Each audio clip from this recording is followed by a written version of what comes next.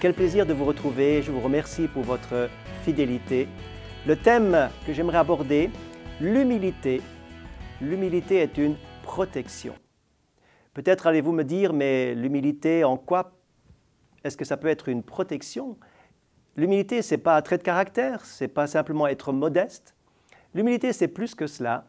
L'humilité, c'est rester dépendant, entièrement dépendant de Dieu, tout en étant bien dans son identité, bien dans sa peau, établi dans son caractère, en reconnaissant ses forces et ses faiblesses, sans avoir besoin de se comparer sans cesse ou de devoir être difficile avec les autres afin de ne pas se comparer, etc.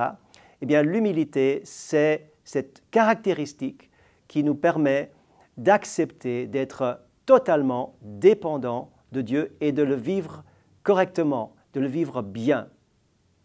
L'humilité n'est pas l'humiliation. L'humiliation, c'est quelque chose qu'on vous inflige, peut-être par mégarde et qui est difficile à vivre, quelque chose qui peut-être vous avez peut-être subi, une humiliation qui nous met mal à l'aise parce qu'elle touche à notre honneur. Mais l'humilité, c'est un choix volontaire. Et nous avons un exemple absolument merveilleux, extraordinaire, dans la Bible, la parole de Dieu, qui nous raconte dans tout le Nouveau Testament l'histoire de Jésus, qui était doux et humble de cœur. Et Jésus avait cette humilité, tout en étant un homme qui était dans une identité de fils de Dieu parfaite, qui était fort, qui avait une autorité, qui avait un impact, qui avait une puissance, qui avait une gloire, et il était entièrement humble. Pourquoi? Parce qu'il était dépendant de son Père.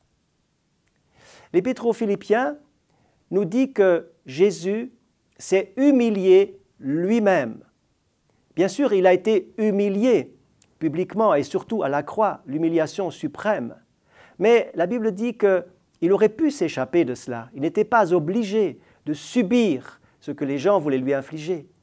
Mais il a choisi de donner sa vie et la parole dit donc dans Philippiens chapitre 2 qu'il s'est humilié lui-même en devenant obéissant. Donc l'humilité est une soumission volontaire au Seigneur. Il s'est humilié lui-même en devenant semblable à un serviteur, un esclave, en donnant sa vie sur la croix.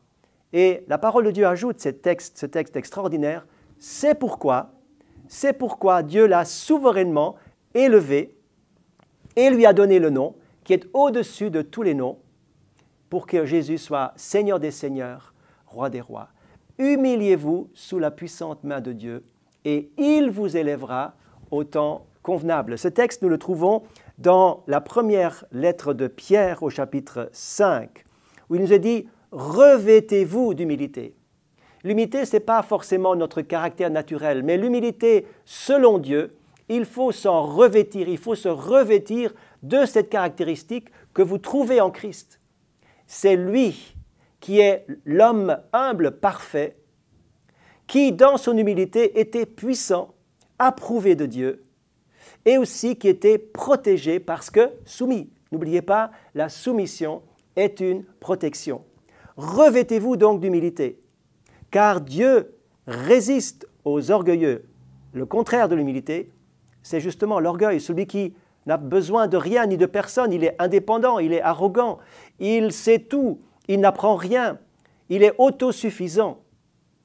Il a besoin de se comparer aux autres pour être quelqu'un. Celui qui est humble, il a son identité propre. Il n'a nul besoin de se comparer, car il sait que Dieu a son regard sur sa vie. Il connaît parfaitement ses faiblesses et ses forces. Et c'est pourquoi il est dans la paix intérieure, tout en vivant dans l'humilité. Humble vient aussi du mot humus qui veut dire proche de la terre. Il est simplement terre à terre. Il ne se prend pas pour quelqu'un, pour quelque chose qui n'est pas. Le texte nous dit « Humiliez-vous donc sous la bonne, puissante main de Dieu. » J'ai ajouté « bonne » parce que la main de Dieu est une bonne main de Dieu. « Humiliez-vous sous la puissante main de Dieu afin qu'il vous élève au temps convenable. Et déchargez-vous sur lui de tous vos soucis. car lui-même prend soin de vous. » Je voudrais laisser cette parole à quelqu'un. Décharge-toi, mon ami, sur lui, car lui-même te promet, je prendrai soin de toi. Reste dans cette bonne attitude, dans ce bon comportement, dans cette attitude de cœur d'être revêtu de l'humilité, car Dieu fait grâce aux humbles, mais il résiste aux orgueilleux. Le texte dit encore que c'est l'orgueil qui précède la chute. C'est pourquoi je dis que l'humilité est une protection, tandis que l'orgueil vous met en danger.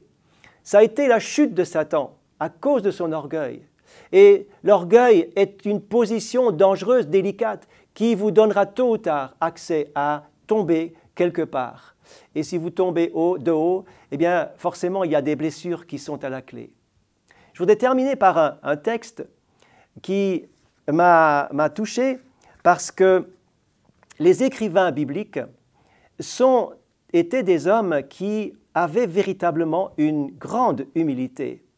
C'est l'auteur Bob Gass qui a écrit ce texte et voici ce qu'il a saisi de ces hommes, de quelques-uns en tout cas. Il dira ceci: Matthieu, qui a écrit son évangile, ne cite son propre nom que 2 fois et chaque fois c'est pour se décrire comme un simple collecteur de taxes, devenu l'évangéliste Matthieu. Lorsqu'il mentionne les 12 apôtres, il se place lui-même en 8e position. Jean ne mentionne même pas son nom à travers son évangile. Les 20 fois où le nom de Jean apparaît, c'est Jean-Baptiste, ce n'est pas lui. Quant à l'auteur, il préfère se cacher derrière l'expression « le disciple que Jésus aimait » ou encore « l'autre disciple ».